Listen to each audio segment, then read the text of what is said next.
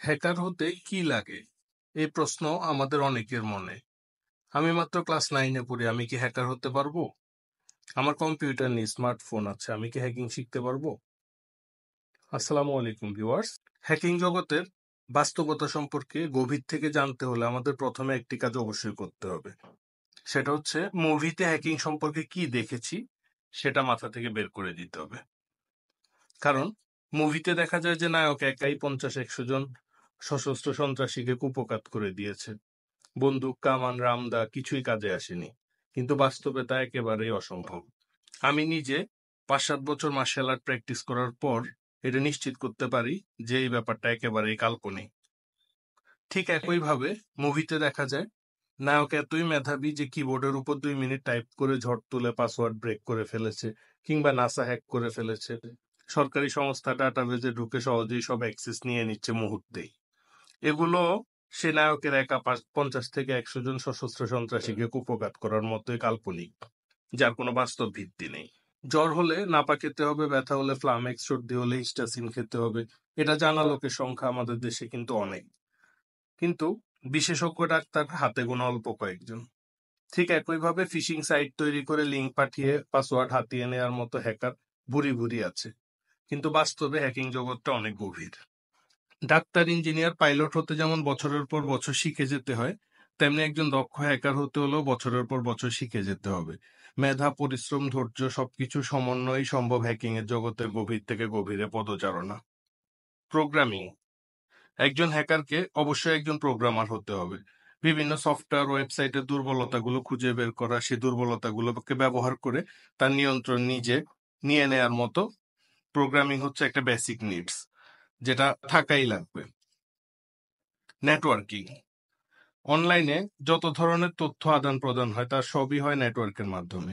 সে networking যদি আপনার জানা না থাকে, তাহলে নেটওয়ার্কিং জানা ছাড়া হ্যাকার হওয়া আর ঢাল তলোয়ার ছাড়া সৈনিক হওয়া প্রায় একই রকম। এছাড়াও ওয়েব ডিজাইন, ডেভেলপমেন্ট, ওয়ার্ডপ্রেস ইত্যাদি জানা থাকলে আপনি একজন স্বয়ংসম্পূর্ণ হ্যাকার হতে পারবেন।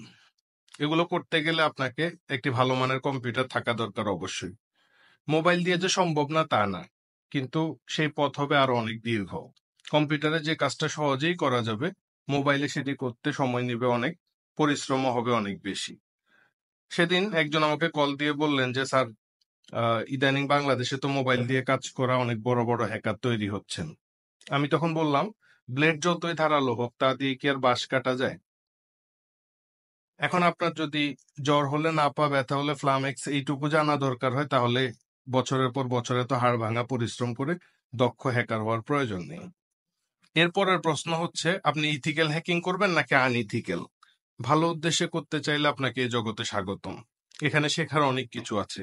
হ্যাকিং এর জন্য যে কাজগুলো আপনি শিখবেন, programming, networking, web design, development, WordPress, এগুলো যে আপনার শুধু হ্যাকিং এর কাজে লাগবে তা না। ওয়েবসাইট তৈরি করে আপনি টাকা আয় করতে পারবেন। এছাড়া হ্যাকিং কে ক্যারিয়ার হিসেবে নিতে গেলে তো এগুলো লাগবেই। আর আনইথিক্যাল কিছু করার চিন্তা থাকলে এখনই মাথা থেকে সেই চিন্তা বের করে দিন। কারণ এক সময় হ্যাকাররা ধরাছোঁয়ার বাইরে থেকে যেত, কিন্তু এখন সরকার প্রশাসন এতই শক্তিশালী যে আপনি বাংলাদেশের নেটওয়ার্ক ব্যবহার করে যতই প্রক্সি আর যাই ব্যবহার করেন না কেন, কিছু না কিছু ডিজিটাল ফুটপ্রিন্ট আপনাকে রেখে যেতেই হবে। যদি মঙ্গল গ্রহে বসে হ্যাক করতে পারেন, সেক্ষেত্রে আপনি নিরাপদ। মঙ্গল গ্রহের আইপি, ম্যাক অ্যাড্রেস এগুলো সব আওতার বাইরে থাকবে। এমন অনেককে আমি চিনি যারা ব্যক্তিগত জীবনে অমায়িক, কিন্তু অনলাইনে কমেন্টে লোকজনকে গালিগালাজ, বাজে আচরণ করতে পারে অনেক বেশি। একইভাবে পার্সোনাল লাইফে অনেকে অনৈতিক, দুর্নীতির কাজ না করলেও হ্যাকিং করে বড় বড় সাইবার ক্রাইম করার আগ্রহ দেখায়। কারণ মনে করে যে সবকিছু তো গোপনই থাকছে। আসলে কিন্তু ব্যাপারটা তা না। হ্যাকিং জগতের কিছুটা ফিলিংস পাবেন আমাদের ইউটিউব চ্যানেল থেকে বেসিক সাইবার সিকিউরিটি এবং ইথিক্যাল হ্যাকিং কোর্সটি করলেই। এই কোর্স করলে আপনি নিজে যেমন হ্যাকিং থেকে নিরাপদ থাকতে পারবেন, তেমনি হ্যাকিং এ ক্যারিয়ার তৈরি করতে গেলে কোন দিকে এগোনো দরকার তারও একটা পরিষ্কার ধারণা পাবেন। Course free, certificate free, support free, সবই ফ্রি।